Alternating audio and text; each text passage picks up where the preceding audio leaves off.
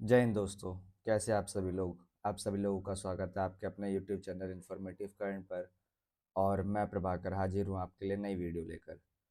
तो आज हम बात करने वाले हैं, आपका पता है कि ट्वेल्थ वालों के बोर्ड चल रहे हैं। तो उसी में हम बात करने वाले हैं क्या क्लास ट्वेल्थ के पॉलिटिकल साइंस के इंपॉर्टेंट क्वेश्चन के बारे में, कि जो उनसे क्वेश्चन मैप से रिलेटेड या फिर आपके जो पिक्चर बेस्ड क्वेश्चन होते हैं वो आ सकते हैं, जो कि इस वीडियो में आपको अराउंड 12 मार्क्स तो आपके कंप्लीट हो जाएंगे। 12 मार्क्स आपका यहीं से आएगा। तो वीडियो को एंड तक ज़रूर देखना। तो इस वीडियो में आपको मैं पूरा सिलेबस बताने वाला हूँ कि पॉलिटिकल साइंस में कौन कौन से चैप्टर हैं, कितने चैप्टर कितने मार्क्स के हैं, उनके क्या क्या इंपॉर्टेंट चीज़ें हो सकती हैं जो आ सकती है हमारे पेपर में, पॉलिटिकल साइंस के पेपर में, जो कि 22 तारीख को है। तो चलिए वीडियो की शुरुआत करते हैं। तो सबसे पहले हम देखते हैं कि अगर हम पॉलिटिकल साइंस या फिर राजनीति विज्ञान की बात करते हैं तो हमारे पास दो बुक हैं।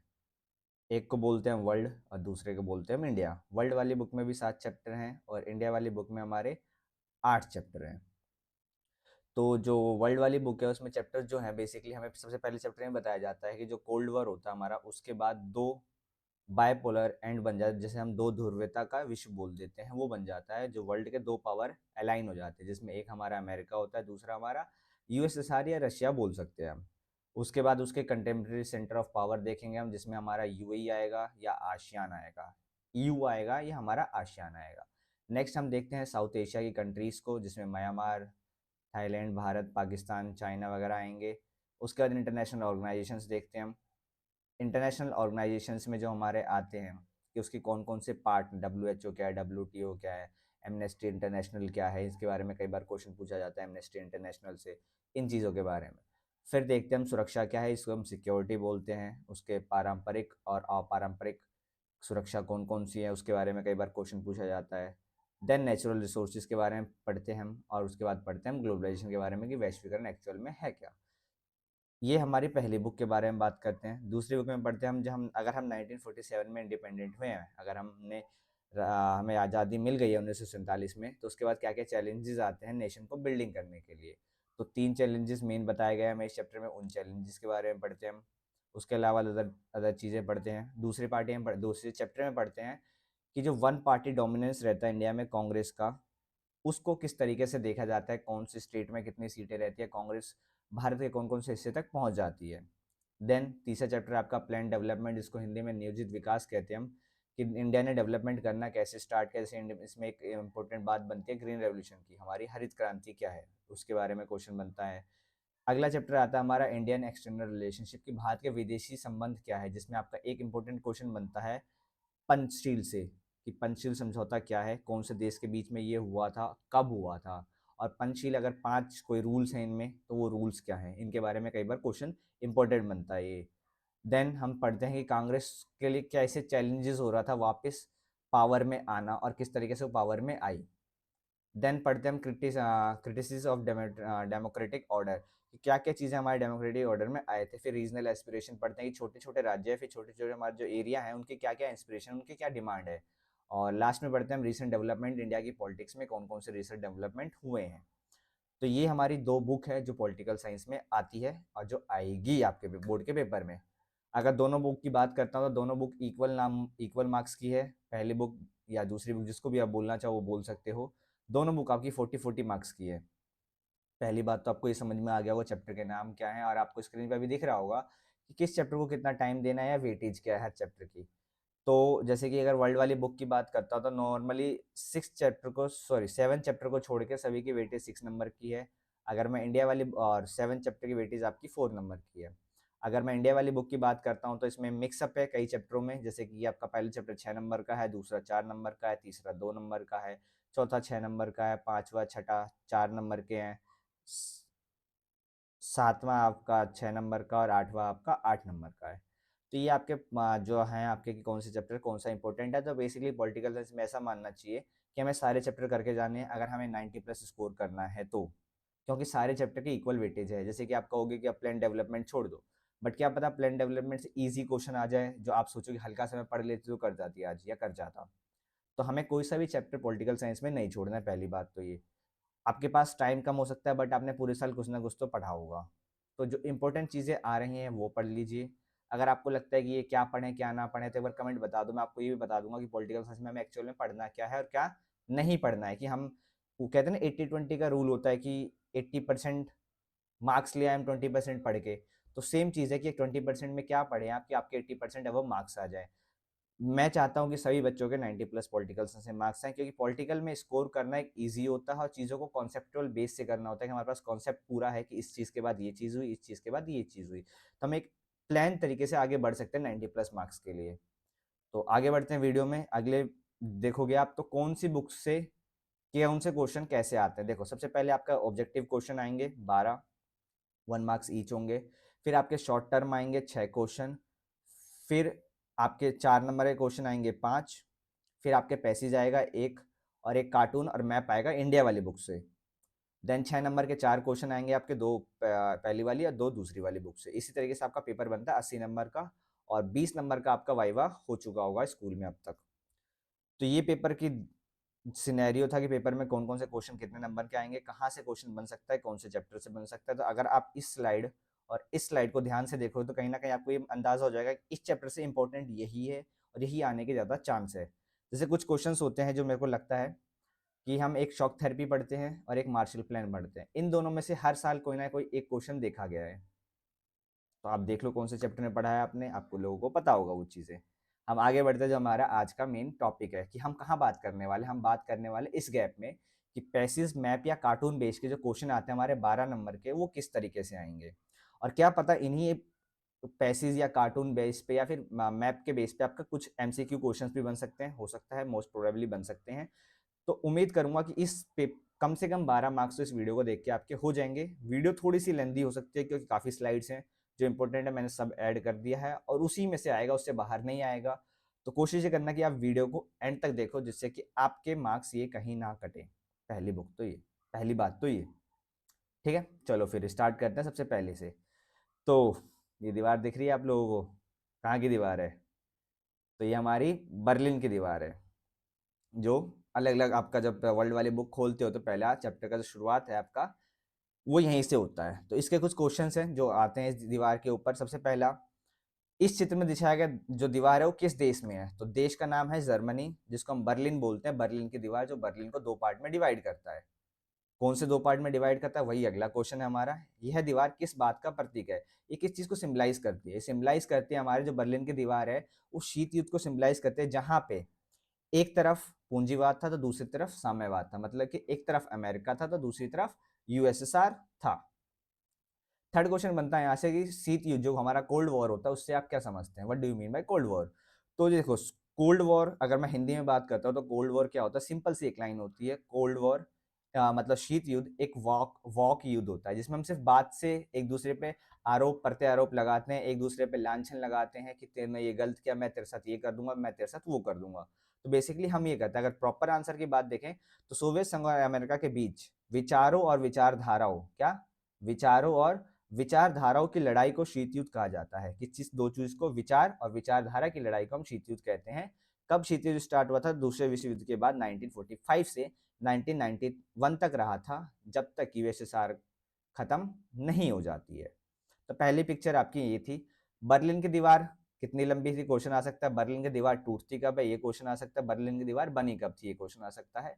तो बर्लिन की दीवार देखो, बर्लिन की जो दीवार थी 150 किलोमीटर लंबी थी। जो बनी थी वो 1961 में बनी थी और जो टूटी थी वो 1989 में टूटी थी।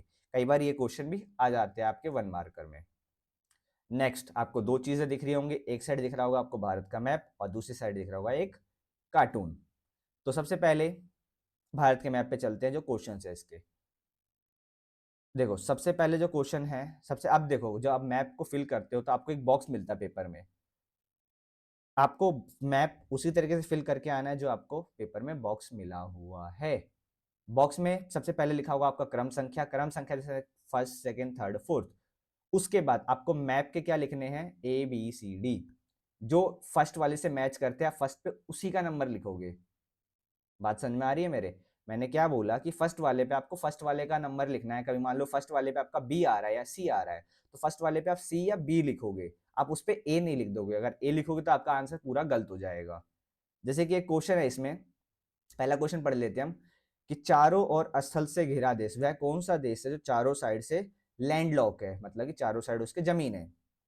तो देखो आप यहाँ पे जो मेरे ABCD लिखे, अगर मैं उनको देखता हूँ, बी बी लिखा है पाकिस्तान पे, सी लिखा है श्रीलंका पे, यहाँ पे ओशन है हमें पता है, ए लिखा है ओशन के पास, डी लिखा है हमारा यहाँ ये लैंडलॉक दिख रही है कि चारों साइड से क्या दिख रही है, हमारी जमीन दिख रही है। तो ये कंट्री क्या नाम है, इसका नाम है नेपाल। तो इसका कैसे लिखोगे, वन मतलब कि फर्स्ट, डी, और डी के आगे लिखोगे आप देश का नाम नेपाल। सेकंड क्वेश्चन ये है, वह देश जहां जातीय संघर्ष हुआ, तो हमें पता है, हमने पढ़ा है ये साउथ दक्षिण एशिया में, कि जो ये जातीय संघर्ष होता है हमारा श्रीलंका में होता है, दो ग्रुप होते हैं उनके बीच होता है, ये आपने अभी तक पढ़ा होगा। ठीक है, तो ये कहाँ होता है, श्रीलंका में, तो सी। फर्स्ट के आगे आप डी लिखोगे नेपाल, सेकंड के आगे लिखोगे आप सी श्रीलंका, थर्ड के आप लिखोगे आप जहाँ पे सैनिक शासन लगा रहता है, तो हमें पता है पाकिस्तान में सैनिक शासन लगा रहता है, थर्ड के आगे लिखोगे आप बी और पाकिस्तान, और फोर्थ के आगे लिखोगे जो 1971 में आज़ाद होता है, इंडिया की मदद से आज़ाद होता है, तो वो होता है बांग्लादेश। तो फोर्थ के आगे लिखोगे ए और बांग्लादेश। आपको समझ में आ चुका होगा कि आपको मैप करने कैसे हैं, और ये मैप भी आपको क्लियर होगा अभी तक। ठीक है, अब बात करते हैं हम एक कार्टून की, जो कार्टून आपको दूसरी साइड दिया हुआ है, तो कार्टून जो है वो किस देश से संबंधित है या फिर कहाँ से संबंधित है आपका ये कार्टून।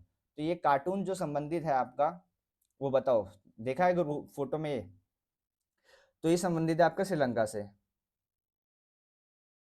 श्रीलंका से ही है ना, सही बोल रहा हूँ ना मैं। हाँ, तो अब इस पे कुछ क्वेश्चंस बनते हैं, वो देखते थे कि देखो एक साइड लिखा रखा है इन्होंने लिट्टे और दूसरी साइड लिखा रखा है सिंगलाई, जो वहाँ के मूल निवासी थे। इनकी फुल फॉर्म आप बुक में देखना, क्योंकि आपने चैप्टर पढ़ा है, मैं नहीं बता रहा आपको, ये फुल फॉर्म्स देख के जानी है, जिससे आपके मार्क्स बढ़ेंगे ही बढ़ेंगे, ये गारंटी है मेरी। ठीक है, तो पहला क्वेश्चन इसी के कार्टून से देखते हैं कि उपरोक्त कार्टून किस से संबंधित है, ये कौन से देश से संबंधित है, बेसिकली बताना है। तो ये बताना है श्रीलंका से संबंधित है। इस चित्र में दिखाए गए व्यक्ति कौन है, जो पिक्चर में दिखाया गया एक इंसान है जो बीच में मैनेज करने की कोशिश कर रहा है, उसका नाम क्या है, तो उसका नाम है राजपक्षे। तीसरा क्वेश्चन है कि कौन से समुदाय को प्रतिनिधित्व कर रहा है, कौन से समुदाय को बता रहा है कि किस समुदाय से हम हैं। तो एक लायन है और एक टाइगर है, वो आप देखो कौन सा किसको बता रहा है, ये आपको जाके पढ़ना है, मैं सिर्फ नाम बता रहा हूँ कि चीज को ये दर्शा रहा है। तो ये दर्शा रहा है हमारे सिंगली को और तमिल्स को, सिंगली को और तमिल्स को दर्शा रहा है। आपको ये स्लाइड भी क्लियर हो चुकी होगी। नेक्स्ट स्लाइड पे चलते हैं। ये स्लाइड जो है वो है वर्ल्ड वाली बुक से। एक इंसान दिखाया हुआ है आपको, जिसके दाएं हाथ और बाएं हाथ में कुछ चीजें हैं। बाएं हाथ में वॉर है और दाएं हाथ में यूएन का लोगो है। यूएन के बारे में पूरा चैप्टर है, आपको पता होगा अब तक। तो क्वेश्चन पे चलते हैं कि जो कार्टून दिखाया गया है वो किस देश को इंगित कर रहा है, कि ऐसा कौन सा देश है जो एक हाथ में अपने वॉर लेता है और एक हाथ में मिलकर शांति लेता है। पता चल चुका होगा आपको।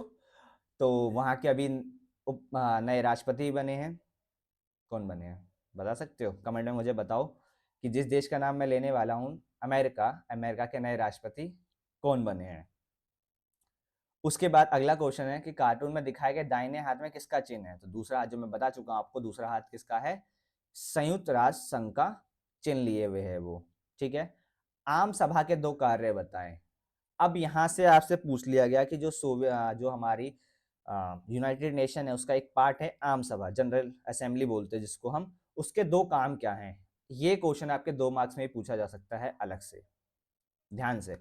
तो पहले हम बता देता हूँ ये है क्या। तो इसमें 193 जितने भी देश हैं वो सब इसमें प्रतिनिधित्व करते हैं, सारे देश उसका मेंबर हैं। दूसरा, जो मुख्य निर्णय होते हैं वो 2/3 जो कंट्रीज हैं उनकी सहमति से लिया जाता है। ये इसके दो कार्य कह सकते हैं हम। आगे चलते हैं अगली स्लाइड पे। तो अगली स्लाइड बता रहा है कि इंसान है जो मैनेज करने की कोशिश कर रहा है एक पतली सी लाइन पे। दो चीजें हैं, एक साइड प्राकृतिक आपदा है और दूसरी साइड आतंकवाद है। तो उपरोक्त कार्टून किस खतरे को दिखा रहा है, तो बेसिकली बात है सुरक्षा के नए खतरे को दिखा रहा है। उपरोक्त सुरक्षा के इन खतरों से किस प्रकार निपटा जा सकता है, तो निपटा कैसे जा सकता है, जब तक हम एक दूसरे को सहयोग करेंगे तभी निपटा जा सकता है इन खतरों से। तीसरा क्वेश्चन है कि सुरक्षा की पारंपरिक अवधारणा के प्रमुख स्रोत कौन कौन से हैं। तो पारंपरिक अवधारणा मतलब पढ़ा होगा आप लोगों ने, जो पहले से चली आ रही है, जैसे सैन्य हमला हो गया, अलगाववाद हो गया, कानून व्यवस्था हो गई हमारी। देन एक पिक्चर है, एक बोतल है, बोतल पर लिखा हुआ है H2O, और बाहर बनाया हुआ है अलग अलग कॉन्टिनेंट के मैप, और उसमें पानी कम दिखा रखा है नीचे से। तो क्वेश्चन पे चलते हैं, पृथ्वी में किस संसाधन की कमी हो रही है? तो पानी की कमी हो रही है, पीने लायक पानी बहुत ज़्यादा कम हो चुका है। तो अभी होली वगैरह है, इंजॉय करो, बट थोड़ा सा पानी का ध्यान रख के। कौन सा प्राकृतिक संसाधन साझा संसाधन माना जाता है? तो पानी ही है जिसको हम बोल सकते हैं कि साझी संपदा है हमारी, कि हम सभी इसका यूज कर सकते हैं। अगला क्वेश्चन है कि वे मध्य एशिया जिनके बीच जल संघर्ष हुआ है वो कौन से हैं और किन कारणों से हुआ है? तो जो मध्य एशिया के देश हैं वो है इजराइल, जाइडन, सीरिया। और क्यों हुआ है? बढ़ती जनसंख्या हो सकती है, जलवायु परिवर्तन हो सकता है, और ग्राउंड वाटर जो हमारा कम हो रहा है, जिसको हम भूजल स्तर बोलते हैं, वो कमी आ रही है उसमें, ये कारण हो सकते हैं हमारे। नेक्स्ट एक कार्टून दिखा रखा है। कार्टून आपका वैश्वीकरण से है, जिसको हम ग्लोबलाइजेशन बोलते हैं, उस चैप्टर से है। क्वेश्चन पढ़ते हैं क्या है।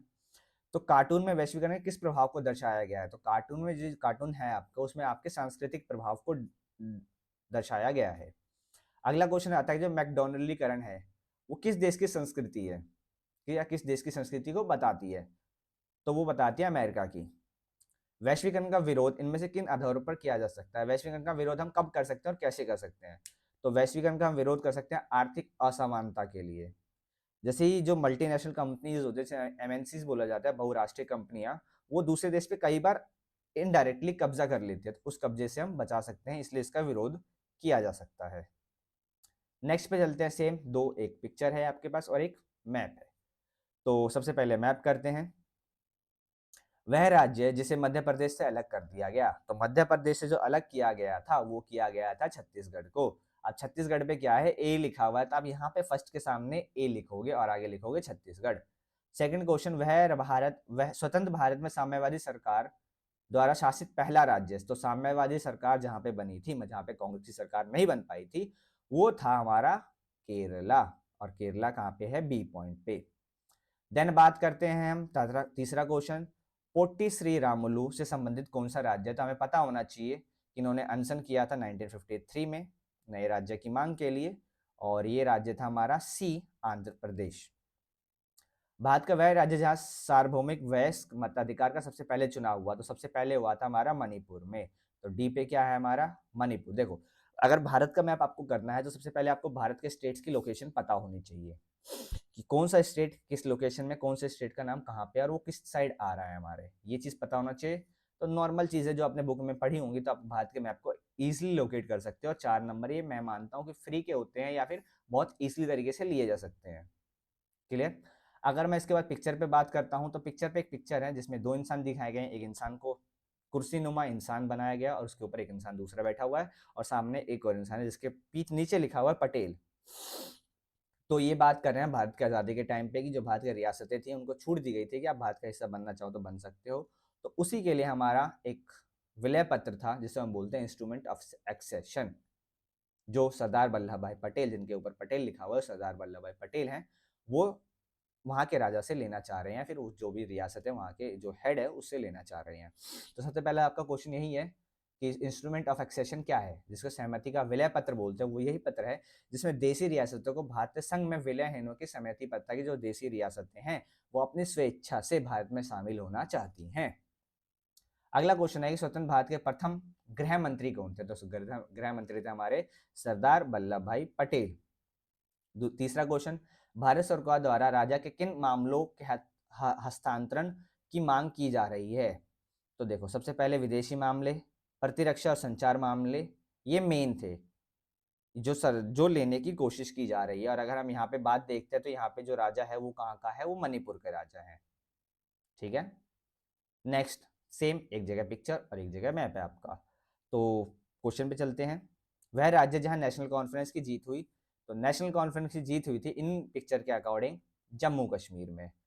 वह राज्य जहां पे कम्युनिस्ट पार्टी की सरकार बनी, तो कम्युनिस्ट पार्टी की बनी थी कहाँ पे? केरल में। नेक्स्ट, वह राज्य जहां विधानसभा के चुनाव में कांग्रेस को पूर्ण बहुमत की सरकार बनाई, तो पूर्ण बहुमत की सरकार बनाई थी उन्होंने मध्य प्रदेश में। और वह राज्य वह भारत के प्रथम प्रधानमंत्री इस राज्य से थे। तो भारत के प्रथम प्रधानमंत्री कौन थे हमारे? कमेंट में बताओ जल्दी से फटाफट। तो भारत के पहले प्रधानमंत्री थे, कर चुके होगे गैस आप लोग। चलो, जवाहरलाल नेहरू, जो कि संबंध रखते थे उत्तर प्रदेश से। मैप क्लियर है आपका। अगली पिक्चर है जिसमें एक पीटीसी है, जिसमें लिखा हुआ है इलेक्शन कमेटी। उसके ऊपर बहुत सारे नेता बैठे हुए हैं, आसपास बहुत सारे लोगों ने अपना जमावड़ा किया हुआ है। तो इसमें देखते हैं कि भारत में चुनाव आयोग का गठन किस वर्ष हुआ? तो भारत में चुनाव आयोग का गठन हुआ था, वो हुआ था 1950 में। अगला क्वेश्चन है कि भारत के प्रथम चुनाव आयुक्त कौन थे? तो सुकुमार सेन थे। सिंपल सी बात, ये क्वेश्चन आपका एमसीक्यू में भी आ सकता है। अगला क्वेश्चन, कार्टून में भारी भीड़ क्या दर्शाती है? चुनाव समिति के मंच पर बैठे किसने एक नेता को पहचानी है? देखो, जो ये पिक्चर दिखा रही है बेसिकली क्या बता रही है, कांग्रेस किसको पार्टी का टिकट देने के लिए इच्छुक हो रही है, और जो एक नेता बैठा हुआ है कि किसको दें, या फिर जो भारतीय जनता है वो इलेक्शन इन्हीं नेताओं पे डिपेंड होगा कि भाई तुम्हें ही वोट देना है। और इलेक्शन कमेटी जो है उसमें जो बैठे हुए हैं उनमें से कई नाम बता सकते हैं, जवाहरलाल नेहरू, मोरारजी देसाई या जगजीवन राम, ये हम बता सकते हैं नाम।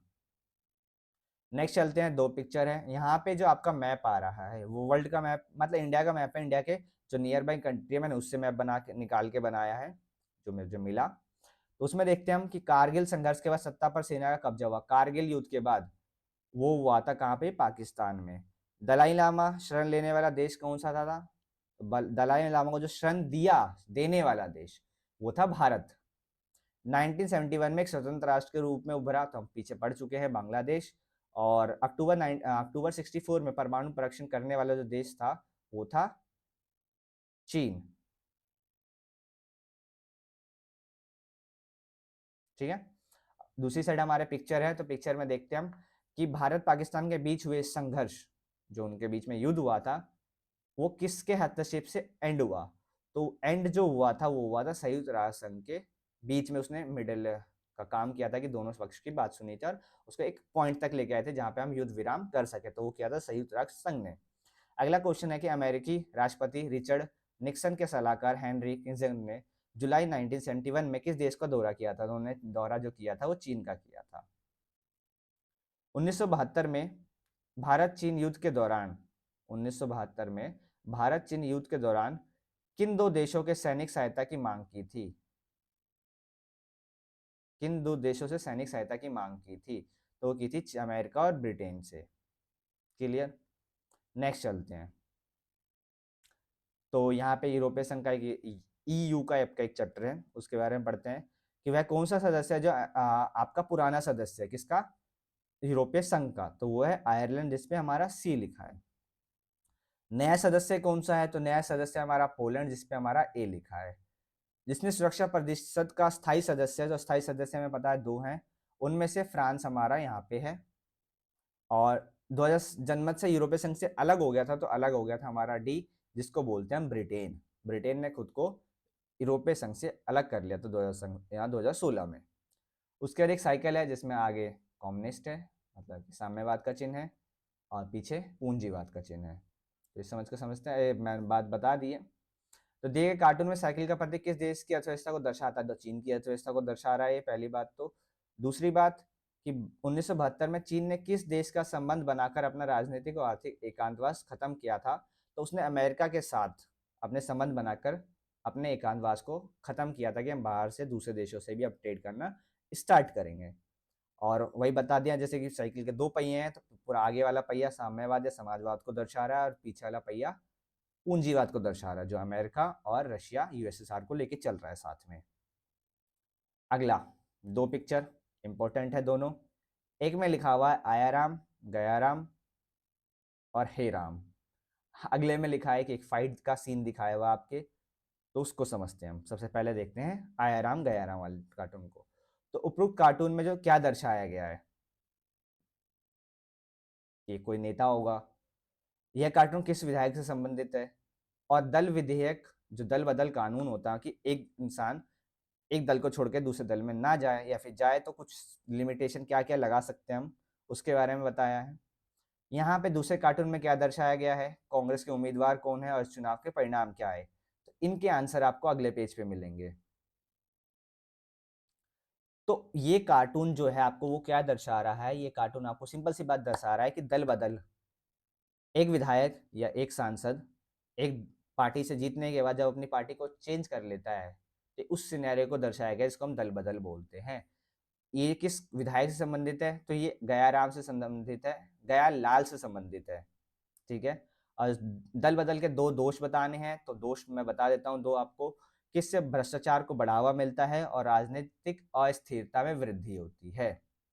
नेक्स्ट जो कार्टून है, इस कार्टून में क्या दर्शाया गया, तो इसमें राष्ट्रपति का चुनाव दर्शाया गया। राष्ट्रपति का चुनाव कौन सा आपका, 1969 का राष्ट्रपति का चुनाव। कांग्रेस के उम्मीदवार कौन थे, तो कांग्रेस के उम्मीदवार थे नीलम संजीव रेड्डी। ठीक है। इस चुनाव के क्या परिणाम देखने को मिले, तो इस चुनाव के परिणाम ये देखने को मिले हमें कि वीवी गिरी राष्ट्रपति चुनाव चुन लिए जाते हैं और कांग्रेस पार्टी दो भागों में विभाजित हो जाती है। ठीक है। उसके बाद एक मानचित्र है हमारा इस पेज पे, तो इसको ही पढ़ लेते हैं हम। एक राज्य जहां पर कांग्रेस को 1967 के चुनाव में बहुमत नहीं मिला, तो बहुमत कहां नहीं मिला था कांग्रेस को, 1967 के चुनावों में, तो उत्तर प्रदेश में नहीं मिला था। संयुक्त विधायक दल या पॉपुलर यूनाइटेड फ्रंट की सरकार से संबंधित राज्य कौन सा है, तो वो है पंजाब यानी सी। कपूरी ठाकुर बिहार यानी बी। और वह राज्य जहां पे मिड डे मील के नेता से संबंधित है वो है हमारा तमिलनाडु या मद्रास प्रांत हुआ करता था। आगे चलते हैं तो मैप में जी बात करते हैं सबसे पहले। तो वह राज्य जहां जनवरी 1974 में छात्रों ने भ्रष्टाचार के खिलाफ आंदोलन छेड़ दिया, तो आंदोलन छेड़ा था आपका कहां पे, छात्रों ने गुजरात में। 1977 के चुनाव में इस राज्य में अकाली दल की सरकार बनी, तो अकाली दल हमारी पंजाब में है। चौधरी चरण सिंह से संबंधित राज्य उत्तर प्रदेश है और कम्युनिस्ट पार्टी की सरकार रही, मतलब कि केरल है। अब इस कार्टून में लोकतंत्र बचाओ का एक बोर्ड पकड़ा हुआ है, तो उस व्यक्ति का नाम क्या है, तो उस व्यक्ति का नाम है जयप्रकाश नारायण, जिसने सेव डेमोक्रेसी और जेपी नीचे लिखा हुआ है। तो ध्यान से पढ़ लेना इस मैप को, सॉरी इस पिक्चर को, जो आपको फोटो दिख रही है, जो चित्र दिख रहा है आपको। जेपी को किस नेता के विकल्प के रूप में देखा जाता था, तो जेपी को देखा जाता था इंदिरा गांधी के विकल्प में। और तीसरा क्वेश्चन कि कार्टून चित्र में दिखाए गए नेताओं के विचार से बैठे हुए व्यक्ति क्या उपदेश दे रहे हैं, सिर्फ उनका उद्देश्य यह है सत्ता हासिल करना। अगले मैप पे चलते हैं, तो अगला मैप है कि जो राजीव गांधी के साथ जो समझौता करते हैं वर्ष 1986 में तत्कालीन प्रधानमंत्री राजीव गांधी के समझौते पर हस्ताक्षर किए एवं नए राज्य के प्रथम प्रधानमंत्री बनते हैं, प्रथम मुख्यमंत्री बनते हैं, वो अपने होते हैं मिजोरम के। ठीक है। वह राज्य जिसमें 1979 से 1985 तक बिहारी लोगों के विरोध में आंदोलन चलाया गया, तो ये चलाया गया था असम में, सॉरी ये चलाया गया था आपका असम में, हाँ सही बोला मैंने, असम में। थर्ड क्वेश्चन है कि वह जो 22 राज्य बना, तो 22 राज्य जो बनता है आपका वो सिक्किम बनता है, जिसपे डी लिखा हुआ है। और 1961 में पुर्तगाल से अलग होकर जो भारत का राज्य बनता है, जो केंद्र शासित प्रदेश बनाया जाता है, पहले उसके बाद राज्य बनाया जाता है, वो होता है हमारा गोवा। अगला मैप, वीपी गिरी कहाँ से निर्वाचित होते हैं, तो भाई सिंपल सी बात है, वीपी गिरी जो निर्वाचित होते हैं वो होते हैं उत्तर प्रदेश से। तो देख लेना, उत्तर प्रदेश से 3 नेता बता चुका हूँ मैं अभी तक, आपको याद होने चाहिए सारे नेता, आपको ध्यान से सुन लेना मेरी बात। अगला, जून 1996 से अप्रैल 1997 तक पूर्व प्रधानमंत्री एच डी देवगौड़ा का राज्य कौन सा है, तो उनका राज्य है कर्नाटक यानी सी। वह राज्य जिसका संबंध मंडल आयोग के अध्यक्ष से है, तो मंडल आयोग मतलब बिहार से है। वह राज्य जहां 1957 से 1966 तक नेशनल कॉन्फ्रेंस की सरकार रहती है, वो है अपनी जम्मू कश्मीर। काफी लंबे समय तक नेशनल कॉन्फ्रेंस की सरकार रही है। और आज के समय में भी जम्मू कश्मीर में किसकी सरकार है, नेशनल कॉन्फ्रेंस की। और जम्मू कश्मीर का मुख्यमंत्री, फटाफट कमेंट करो, देर नहीं करनी चाहिए इस कामों में। तो हम पिक्चर पे चलते हैं। तो पिक्चर का पहला क्वेश्चन है, किस प्रधानमंत्री को कठपुतली के तौर पर यूज किया गया था, कि दिखाया गया है, तो ये जो प्रधानमंत्री हमारे वो हैं श्री विश्वनाथ प्रताप सिंह। दूसरा क्वेश्चन, आडवाणी, लाल कृष्ण आडवाणी और ज्योति बसु का संबंध किस राजनीतिक दल से है? तो इनका संबंध जो है वो भारतीय जनता पार्टी से है। लाल कृष्ण आडवाणी का जो संबंध है वो भारतीय जनता पार्टी से है और ज्योति बसु जो है सीपीआई एम से है। ठीक है। अगला क्वेश्चन है, इस कार्टून में दिखाए गए किस चित्र की सरकार, सॉरी, इस कार्टून में किस तरह की सरकार दिखाई गई है? इस प्रकार की सरकार का एक गुण और एक अपगुण भी लिखिए। तो देखो, गठबंधन की सरकार है, सिंपल सी बात है। इसके गुण क्या हो सकते हैं कि क्षेत्रीय भागीदारी को बढ़ावा देती है। अवगुण क्या हो सकते हैं कि राष्ट्रीय महत्व की तुलना में राष्ट्रीय महत्व को कहीं ना कहीं हम नेग्लेक्ट कर देते हैं, ये इसका अवगुण हो सकता है। नेक्स्ट बात करते हैं हम, पिक्चर है, मैप है। तो सबसे पहले बात कर लेते हैं, पिक्चर हमारे हैं तो पिक्चर की बात कर लेते हैं। तो कार्टून में दिखाए गए 4 लोग या फिर चिन्ह जो है हमारे, वो किस संबंधित से हैं? दूसरा क्वेश्चन, कार्टून में दिखाए गए व्यक्ति को पहचान कर उसका नाम लिखिए। इसराइल ने लेबनान पर आक्रमण क्यों किया? क्यों किया बताओ? मत बताओ, मेरा क्या जा रहा है, पेपर तुम्हारा है। मैं तो बता रहा हूँ क्या क्या इंपॉर्टेंट आएगा, सुन लो तुम भी, काम आ जाएगा थोड़ा सा। तो देखो, पहला क्वेश्चन, किस संगठन को पहचान करना है? तो संगठन क्या है हमारा? वही यूएई या यूएन, यूनाइटेड नेशन, संयुक्त राष्ट्र संघ। व्यक्ति का नाम बताना है तो व्यक्ति का नाम सिंपल सा है। क्या है व्यक्ति का नाम? महासचिव है वो कॉफी अनान। और इसराइल ने लेबनान पर आक्रमण क्यों किया?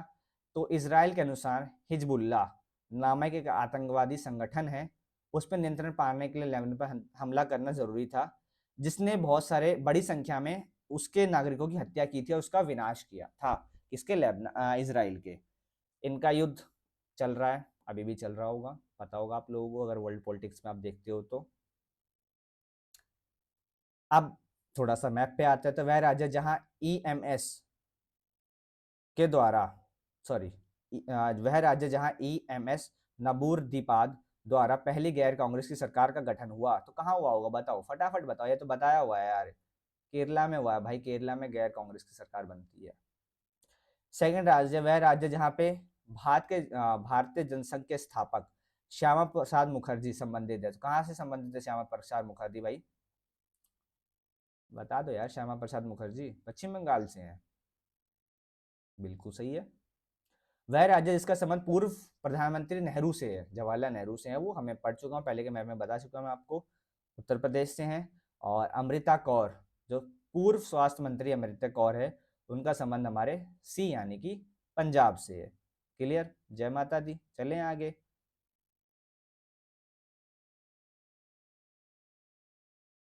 अच्छा, ये वो क्वेश्चन था। और इसमें एक क्वेश्चन और पूछा जाता है कि,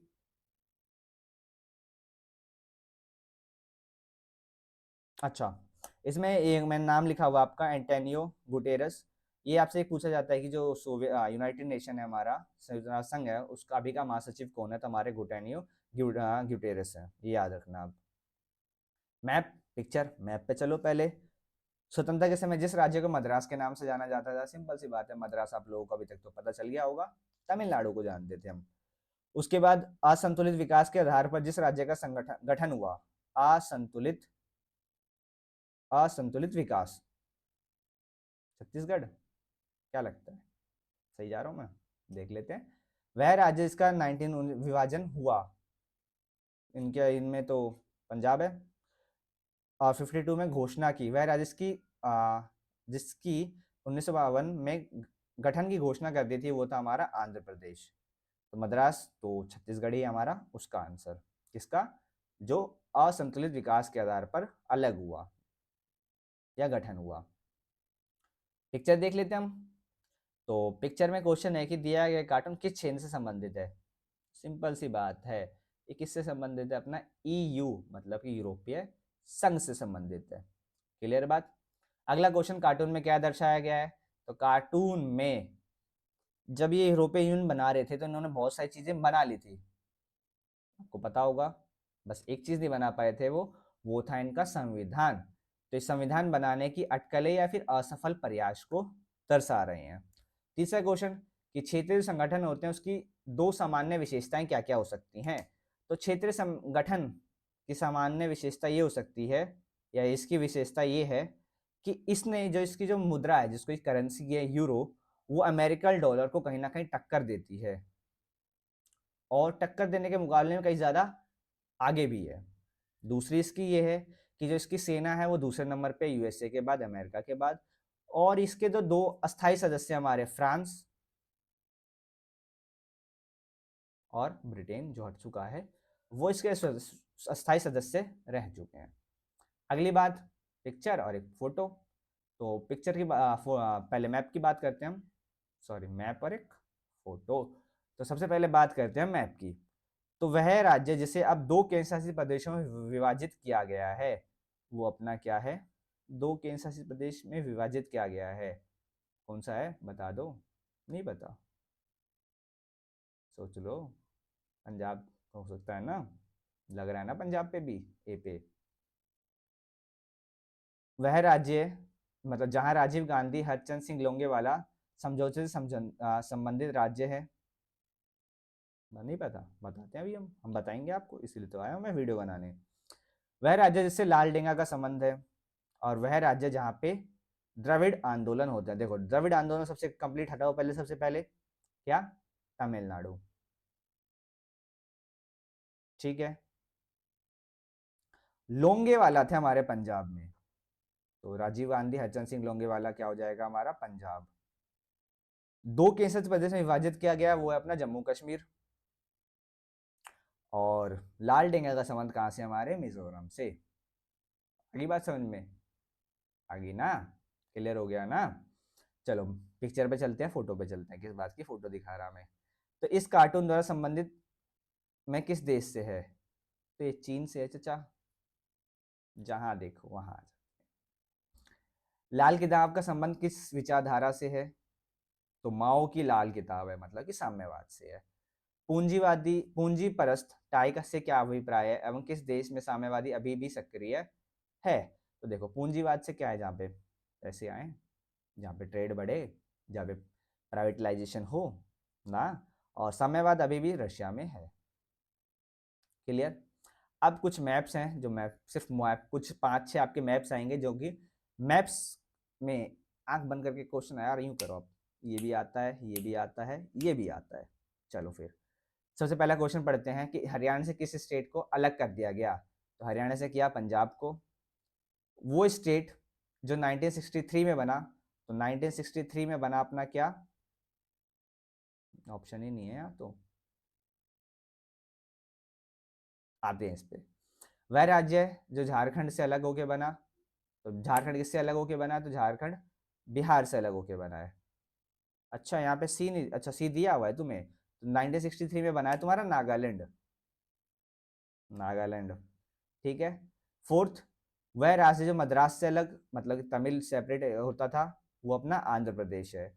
और कम्युनिस्ट पार्टी की जो गवर्नमेंट बनी 1957 में, कहाँ बनी थी? जल्दी बता दो। वो बनी थी केरला में।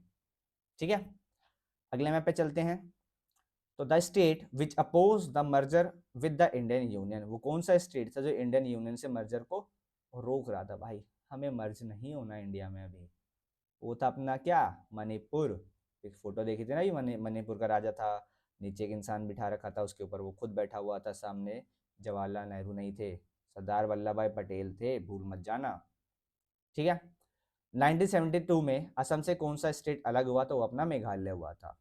कम्युनिस्ट पार्टी की जहाँ सरकार बनती है पता है? केरला। जो 1966 में स्टेट बनता है वो बनता है हरियाणा। याद कर लो, ये क्वेश्चन कई बार आया हुआ है। द स्टेट जो एसोसिएट होते हैं डेयरी फार्मिंग से, जहां पे अमूल का मूवमेंट स्टार्ट होता है, अमूल के फाउंडर या फिर जो हेड थे उसके नाम याद होना चाहिए। कमेंट करो फटाफट, क्या पढ़ा था? वो है हमारा गुजरात से। अगला map, newly state of India, जो नया स्टेट बना है वो कौन सा बना है? तेलंगाना बना है। कब बना है? कोविड से पहले ना? फटाफट कमेंट कर दो यार। 2018, 19, 20 कौन सा साल बना? फटाफट कमेंट करो। उसके बाद यूनियन टेरिटरी जो बिकम 1987 में बनती है, वो बनती है हमारी यूनियन टेरिटरी। अरुणाचल प्रदेश। जो अच्छा, गलत क्वेश्चन समझ रहा था मैं वही सोच रहा है इसका अरुणाचल प्रदेश कैसे हो सकता है। क्वेश्चन ये है आपका, जो कौन सा स्टेट है जो पहले यूनियन टेरिटरी था, अब बाद में स्टेट बनकर कब बना, 1987 में। तो स्टेट कौन सा था हमारा, अरुणाचल प्रदेश था। सिंपल सी बात है, सिंपल सा लॉजिक है। अगला है जो सरदार सरोवर डैम कहाँ पे है, तो सरदार सरोवर जो डैम है वो मध्य प्रदेश में है। अगला क्वेश्चन क्या है, जो आर्टिकल 370 आता है वो कहाँ से है भाई, ये तो बच्चे बच्चे को पता होना चाहिए। यहाँ पे जम्मू कश्मीर पे नहीं है, तो लद्दाख पे तो हम किस में लगा के आएंगे, लद्दाख, या फिर वो पूरा पार्ट पहले जम्मू कश्मीर हुआ करता था, जम्मू कश्मीर ब्रैकेट में लद्दाख लिख देना, क्योंकि लद्दाख और जम्मू कश्मीर एक अलग अलग यूनियन टेरिटरी आज के टाइम पे हो चुकी है। ये अपना लद्दाख तो ये अपना जम्मू, और पहले ये दोनों जम्मू कश्मीर हुआ करते थे। अगला क्वेश्चन, जिसको पहले मद्रास बोला जाता था, क्वेश्चन कर लिया है हमने, पता है हमें, तमिलनाडु।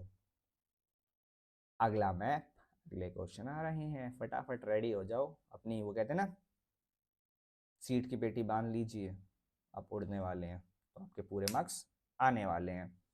तो कौन सा स्टेट है था, स्टेट विच है largest number of seat in the legislative assembly, किस स्टेट में लार्जेस्ट सीट्स हैं, मतलब लोकसभा की सीट्स हैं।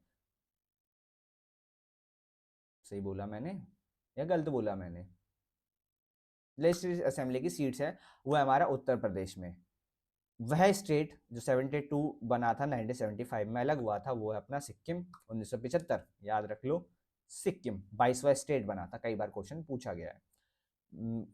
To state which is Nizam belong, Nizam, अरे यार अपना हैदराबाद में था, और हैदराबाद कहाँ है आज, किसकी कैपिटल है हैदराबाद, तेलंगाना की कैपिटल है।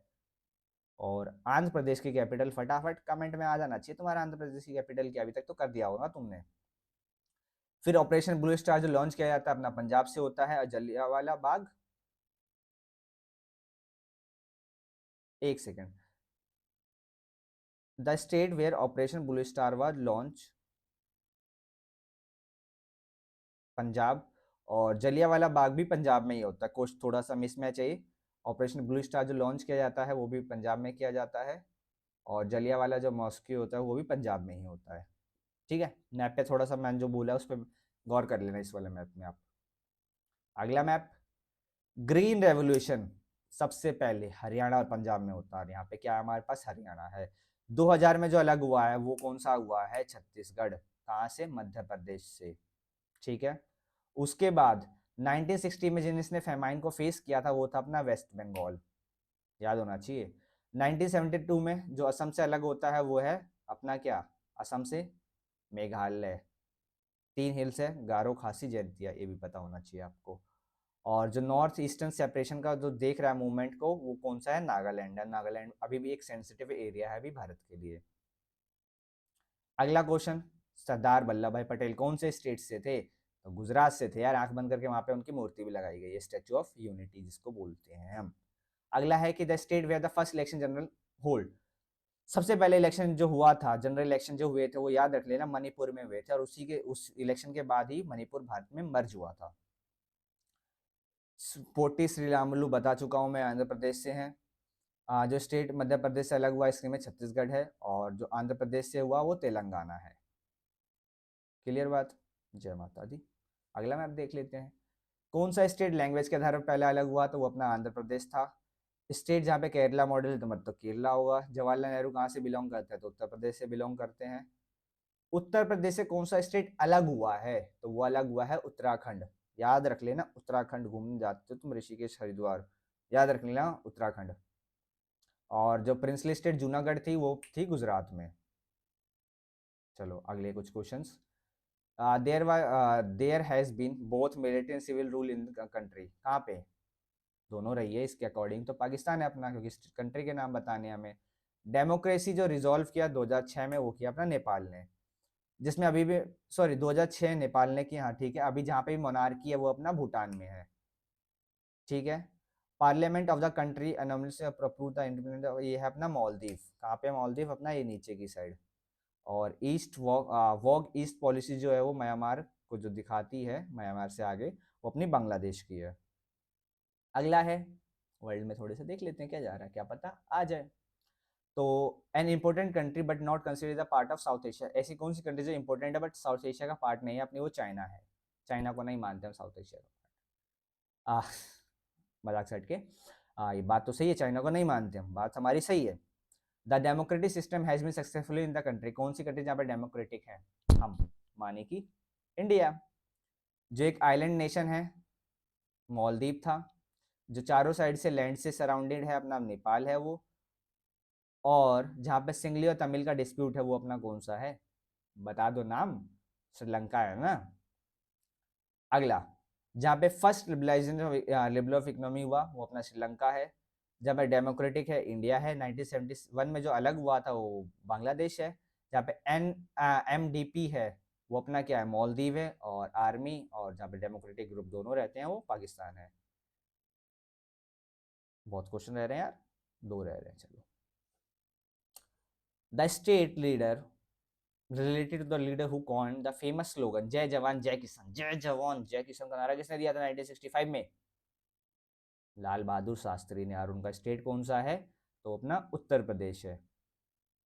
अब मैं कुछ पार्टियों के नाम बता रहा हूँ आपको। DK, DMK, AIADMK, ये पार्टी जो है वो कौन से स्टेट से बिलोंग करती हैं? तो अपनी कौन सी है? ये तमिलनाडु है। Popular United front, Pakistan, Punjab में चले जाओ आंख बंद करके। और जहाँ पे प्रेसिडेंशियल रूल था, वो आंध्र प्रदेश है अपना। ठीक है। और जो ये साइड में क्वेश्चन दिख रहे हैं ना, इनके आंसर मुझे चाहिए। जो चार क्वेश्चन है कि ब्लू स्टार कहाँ पे लॉन्च हुआ, इंडिपेंडेंट के बाद खुद को डिक्लेयर करता वो कौन सा है, 2014 में इसने स्टेटहुड को अडॉप्ट किया वो कौन सा है, और द स्टेट चाइना के रूल ओवर रन कौन सा करता है वॉर में? सरदार पटेल का यूपी। उसके बाद वर्ष 19 इस राज्य कम्युनिस्ट पार्टी की सरकार बनी। कम्युनिस्ट पार्टी कहाँ बनी थी? केरला में। कृषि मंत्री कहाँ से थे? बताओ। कृषि मंत्री कहाँ से थे? और स्वास्थ्य मंत्री कहाँ से थे? तो कृषि मंत्री थे अपने गुजरात से, और स्वास्थ्य मंत्री अमृता कौर थी पंजाब से।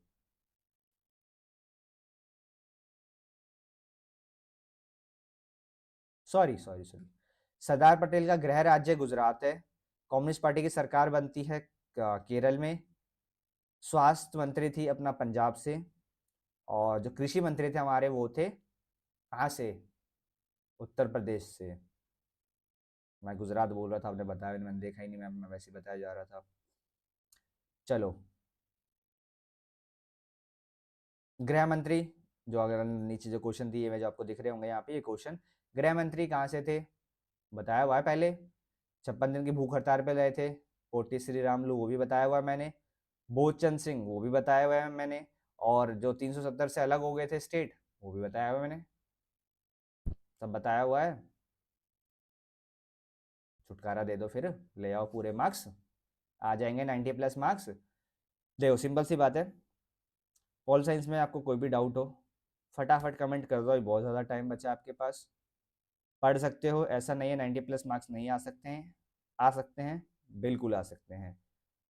थोड़ा सा पढ़ने पे ध्यान दे दो, वीडियो को देख लो, अच्छे से समझ में आ जाएगी, आ गई होगी और याद भी रह जाएगी आपको। तो शेयर तो कर देना यार, तुम्हारे साथ तुम्हारे दोस्तों का भी भला हो जाए। सब्सक्राइब और लाइक करके वीडियो को चले मत जाना भूल के भी। समझ में आ गई? चलो फिर मिलते हैं आप सबसे नेक्स्ट वीडियो में, नेक्स्ट टॉपिक के साथ। तब तक के लिए जय हिंद, जय भारत।